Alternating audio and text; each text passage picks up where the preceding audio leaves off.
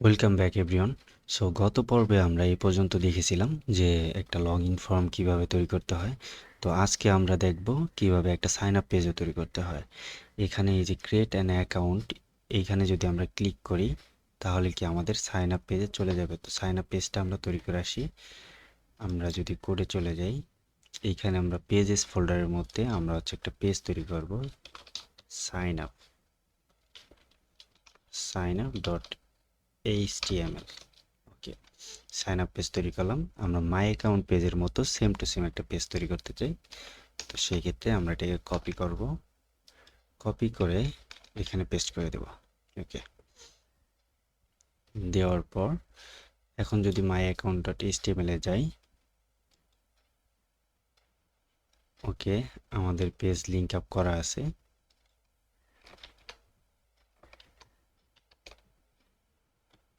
আমরা এখন create an account এখানে ক্লিক করব। ক্লিক করলে আমাদের সাইন আপ পেজে চলে গেছে।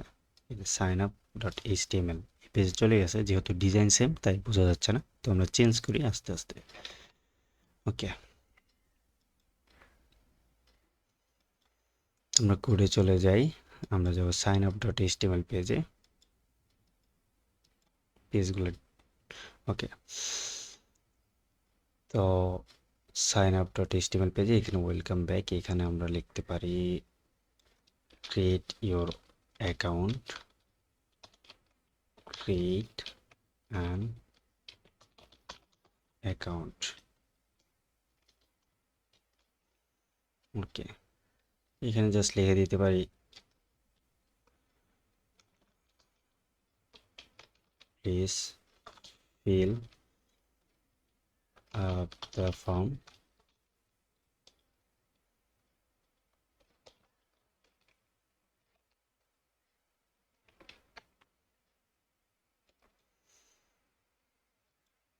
ওকে, তো আমাদের টেক্সটটা কিন্তু পরিবর্তন চেঞ্জ হয়ে গেছে, ক্রিয়েট অ্যান অ্যাকাউন্ট। এখন আমাদের এখানে ইনপুট টাইপগুলো কি হবে। আমরা যেমন ইউজার নেম পাসওয়ার্ড নিয়েছিলাম আমরা লগ ইন ফর্ম ডিজাইনের ক্ষেত্রে, এখানে কিন্তু আমাদের একটু চেঞ্জ হবে। যেমন এখানে থাকবে নাম, নাম থাকবে, ইমেল থাকবে, পাসওয়ার্ড থাকবে, ওর কনফার্ম পাসওয়ার্ড থাকতে পারে। ওকে, তো সেটা করার জন্য আমরা কি করব, আমরা কোডে চলে যাব। কোডে যাওয়ার পরে এখান থেকে ইউজার নেম বাদ দিয়ে আমরা এখানে দিতে পারি কি নেম। ঠিক আছে, ওকে, নেম দিলাম। নেম কি থাকলো, টেক্সট টাইপের। এবং এই নেম নামের যে ফিল্ডটা, ওর নাম চেঞ্জ করে এখানেও আমরা ইউজার নেমের জায়গায় দিয়ে দিলাম নেম। ওকে, ফাইন, আমাদের একটা ফর্ম তৈরি, একটা ফিল্ড তৈরি করা শেষ।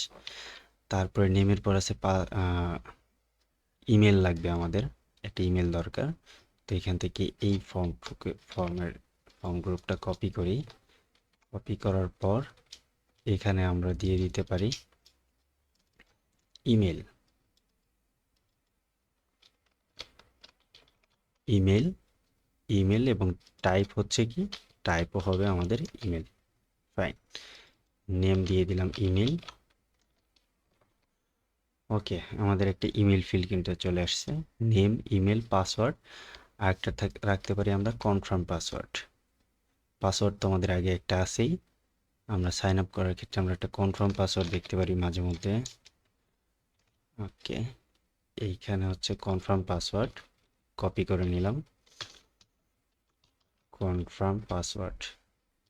তো টাইপ পাসওয়ার্ড থাক, নামটা এখানে একটু চেঞ্জ করে দেবো। একটা পাসওয়ার্ড আর একটা আমরা দিয়ে দিতে পারি সি পাসওয়ার্ড।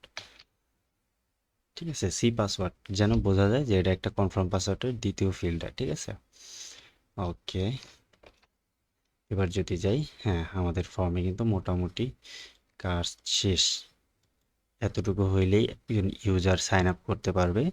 এরপর তার প্রোফাইলে গিয়ে কি করবে, তার বাকি যাবতীয় যে ইনফরমেশনগুলো আছে সেগুলা সে অ্যাড করতে পারে। ঠিক আছে, অ্যাকচুয়ালি আমাদের স্টুডেন্ট ম্যানেজমেন্ট সিস্টেমে প্রথম যে ইউজারগুলো তৈরি হবে, এগুলা ইন জেনারেল পারপাস যে কেউ অ্যাকাউন্ট তৈরি করতে পারবে। কিন্তু পরবর্তীতে আমরা এই অ্যাক্সেসগুলো রোল বেস করে দেব। ঠিক আছে, রোল অনুযায়ী যার যার ড্যাশবোর্ড সে এসে দেখতে পারবে। যেমন স্টুডেন্ট একরকম ড্যাশবোর্ড দেখতে পারবে, টিচার্সরা একরকম ড্যাশবোর্ড দেখতে পারবে, বা অ্যাডমিন প্যানেলে যারা থাকবে অফিসার্স যারা থাকবে বা প্রিন্সিপাল যারা থাকবে তারা একরকম ড্যাশবোর্ড দেখতে পারবে। ওকে, তাহলে আমরা আহ, আমাদের বাটনের টেক্সটটা চেঞ্জ করা দরকার। ওকে, বাটনের এখানে আছে লগ ইন, যেহেতু আমাদের এটা লগ ইন থাকবে না, এই যে ভ্যালু দেওয়া আছে কি লগ ইন, এখানে আমরা দিয়ে দিব সাইন আপ। ওকে, সাইন আপ দিয়ে দিয়েছি। আর হচ্ছে এইখানে ইফ ইউ হ্যাভ নো অ্যাকাউন্টের জায়গায় if you have an account please sign আপের জায়গায় আমরা এখানে দিয়ে দিব লগ ইন, লগ ইন। এবং এইখানে আমাদের টেক্সটটা চেঞ্জ হয়ে পেজেস, পেজেসের মধ্যে মাই অ্যাকাউন্টে। ওকে, রিডিরেক্ট করে দিলাম। এখন দেখো এখানে কিন্তু আসছে লগ ইন। তো আমরা যদি সাইন আপ, এখানে যদি আমার কারো যদি অ্যাকাউন্ট থাকে তাহলে কি লগ ইনে ক্লিক করলে সে মাই অ্যাকাউন্ট পেজে চলে যেতেছে, আবার ক্রিয়েট অ্যান অ্যাকাউন্টে ক্লিক করলে আবার সাইন আপ পেজে চলে আসতেছে। That is cool. আমাদের লগ ইন এবং সাইন আপ পেজ তৈরি করা শেষ। এখন আমাদের আর একটা পেজ বাকি আছে, সেটা হচ্ছে ড্যাশবোর্ড। তো ড্যাশবোর্ডটা আমরা নেক্সট পরবর্তী ভিডিওতে দেখব ড্যাশবোর্ড কিভাবে তৈরি করব। ঠিক আছে, ওকে।